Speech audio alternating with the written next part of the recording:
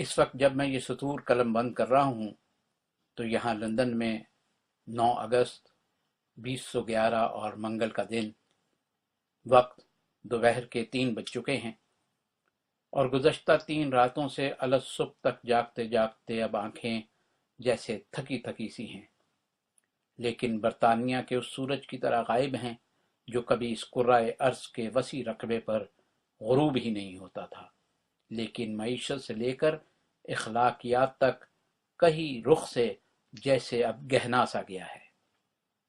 6 اگست سے پہلے برطانیہ کی سرکار و عوام امن و امان کے گن گاتے تھے اور کہتے تھے کہ ان کے ملک سے زیادہ نہ تو کوئی ملک حسین ہے، نہ تاریخی ہے اور نہ محفوظ۔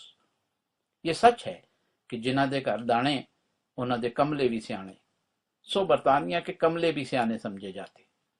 یہ بھی ستم ہم نے دیکھا کہ امریکہ کے اتحادی برطانیہ نے بھی ڈنکے کی چوٹ پر نیٹو میں شمولیت اختیار کی اور اوروں کی طرح پاکستان، افغانستان، عراق، مصر اور فلسطین میں بدامنی اور پولیس اور حکومت کی ناکامی پر انہیں دنیا کے ہر پلیٹ فارم پہ نہ صرف ذلیل کیا بلکہ ہرزہ سرائی بھی کی، جس کی وجہ سے یہ سارے ملک اپنی معاشی اور سماجی حیثیت سے محروم ہوئے، بلکہ کچھ تو اپنی بقا کی جنگ ابھی بھی لڑ رہے ہیں۔ تازہ ترین مثال اس کی شام اور بحرین ہے، جہاں آگ بھی خود لگوائی اور اب دکھاوے کا پانی بھی خود ڈالنے کی کوشش میں یہ کہہ کر لگے ہوئے ہیں کہ یہ ممالک اپنے ہاں جمہوری اصلاحات کریں۔ اب اچانک کچھ ایسا ہوا، لگا جیسے برطانیہ کی دراز رسی کھینچ لی گئی ہے، اور یہ اس وقت ہوا جب امریکہ کو دیوالیہ سے بچنے کے لیے کروڑوں ڈالر نئے چھاپنے پڑ گئے اور شیئر مارکیٹ میں دونوں ملک 3% سے 5% کی ریکارڈ سطح سے نیچے گر گئے۔ جمعرات کو لندن کے علاقے ٹوٹنہم میں پولیس کی مبینہ فائرنگ سے 29 سالہ ایک سیاہ فام ہلاک ہو گیا۔ اس ہلاکت کے بعد مظاہرے شروع ہو گئے، پھر ہفتے اور اتوار کی درمیانی شب یہ مظاہرے فسادات میں تبدیل ہو گئے۔ ان فسادات میں پولیس کی 2 گاڑیوں، 1 بس اور عمارتوں پر پیٹرول بموں سے حملے کیے گئے۔ بروک سٹریٹ اور ہائی روڈ کے چوراہے پر ایک ڈبل ڈیکر بس کو نظر آتش کیا گیا، دکانوں کو نظر آتش کیا گیا۔ ٹوٹنہم میں فائر بریگیڈ اور پولیس کی گاڑیوں کے سائرنوں سے جیسے پوری فضا گونج اٹھی، لیکن انہیں جائے وقوع تک پہنچنے کا موقع ہی نہیں ملا۔ ٹوٹنہم میں سیاہ فام نوجوانوں نے مقامی پولیس اسٹیشن کو گھیر لیا تو پولیس نے جان بچانے کے لیے دروازے مقفل کر دیے اور دہائی دینے لگے۔ یہ فسادات پھر ٹوٹنہم سے پیکم میں پھیل گئے۔ دھوئیں کے سیاہ بادل ہر طرف بلند ہو رہے تھے اور لوگ اس جگہ سے دور بھاگ رہے تھے۔ ہر کوئی خوف زدہ لگ رہا تھا اور لوگوں کے اشتعال میں اضافہ ہو رہا تھا۔ یہاں کے ٹیلی ویژن پہ دیکھا گیا کہ فسادات نے اس کے بعد ڈلچ کو اپنی لپیٹ میں لے لیا۔ تشدد پسند گروپ نے ایک بڑے کوڑے دان کو بس سے ٹکرایا، جس سے کھڑکیوں کے شیشے ٹوٹ گئے اور بس کو آگ لگا دی گئی، اور اس جگہ پر موٹر سائیکل، ہیلمٹ اور ماسک پہنے بدامنی پیدا کرنے والے کئی اور لوگ جمع ہو گئے۔ اب فساد کے ناک نے ہیکنی کا رخ کیا اور وہ منظر پیش کیا کہ سب کو لگا جیسے کوئی بھیانک خواب دیکھ رہے ہیں۔ اس کے بعد ایلنگ کے رہائشی علاقہ میدان جنگ کا منظر پیش کرنے لگا۔ 25 سے 30 کے قریب ماسک پہنے ہوئے نوجوانوں نے اینٹوں کی مدد سے پھول بیچنے والوں کی ایک دکان کو توڑا پھوڑا اور سب کو اپنی زندگیوں کا خطرہ لاحق ہو گیا۔ فسادات کی اس لہر سے برمنگھم، مانچسٹر، لیورپول اور برسٹل بھی نہ بچ سکے۔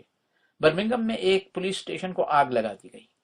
اونچی اونچی عمارتیں اور حسین نظارے آگ کے انگارے بن گئے۔ ہیکنی، پیکم، لوشم، کرائڈن، وولچ، کلیفہم، اس سمیت 8 اضلاع میں شدید ہنگامہ آرائی اور لوٹ مار کے واقعات ہوئے۔ کرائڈن میدان جنگ بنا رہا، جہاں 300 سال پرانی فرنیچر کی مارکیٹ کو جلا دیا گیا۔ ہنگامہ آرائی اور توڑ پھوڑ کے الزام میں اب تک گرفتار 325 میں سے 69 افراد پر صرف فرد جرم عائد ہوئی ہے۔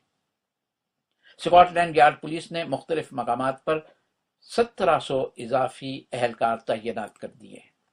فسادات کے باعث وزیر اعظم ڈیوڈ کیمرون، نائب وزیر اعظم کلیگ، وزیر داخلہ اور لندن کے میئر سب ایسے جیسے اپنے آپ کو منوانے کے لیے جتے ہوئے ہیں۔ کوبرا کی میٹنگ بھی ہوئی ہے، جس میں ان فسادات سے نپٹنے کے لیے لایا عمل تیار کیا گیا ہے۔ اس کوبرا میٹنگ کے فیصلوں کا اعلان تو کر دیا گیا ہے، جسے عوام کی اکثریت نے کسی طرح بھی قبول نہیں کیا اور اسے حکومت کی تساہلی سے تعبیر کیا ہے۔ پارلیمان کا جو اجلاس فوری طور پہ بلانا چاہیے تھا، جمعرات کو طلب کیا گیا ہے، جیسے حکومت کے لیے یہ کوئی ہنگامی صورتحال ہے ہی نہیں۔ چند ہزار پولیس والوں کی سڑکوں پر گشت کا اعلان ہوا ہے، جبکہ عوام ان تشدد والے علاقوں میں کرفیو کا مطالبہ کر رہی ہے، کیونکہ یہ صرف چند سو نوجوان ہیں جنہوں نے اکثریت کو خوف زدہ کر رکھا ہے۔ ضرورت سرسری سماعت کی عدالتوں کی ہے، جو موقع پر کڑی سزائیں سنائیں، ایسی سزائیں جو عبرتناک ہوں۔ کوبرا کا اجلاس ختم ہو چکا اور فیصلوں کا اعلان بھی، لیکن بدامنی کا جو کوبرا برطانیہ کے مختلف شہروں میں پھنکارتا پھر رہا ہے، کیا اسے قابو کرنے کے لیے کوئی طریقہ ہے دنیا کی اس ایک سپر پاور کے پاس؟